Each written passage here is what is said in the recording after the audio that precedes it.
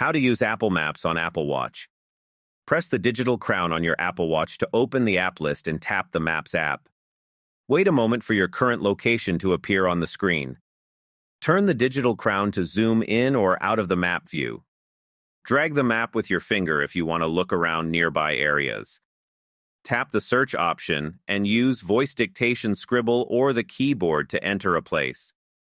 You can also ask Siri to find a location or get directions for you.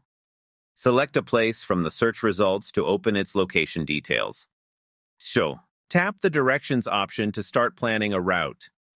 Choose your travel mode such as walking, driving, or transit if available. Tap Start to begin navigation on your Apple Watch.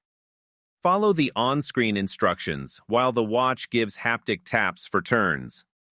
Check distance and estimated time by glancing at the screen during navigation. Swipe or zoom if you want to view more of the route overview. End navigation anytime by stopping directions once you reach your destination. Thank you for watching.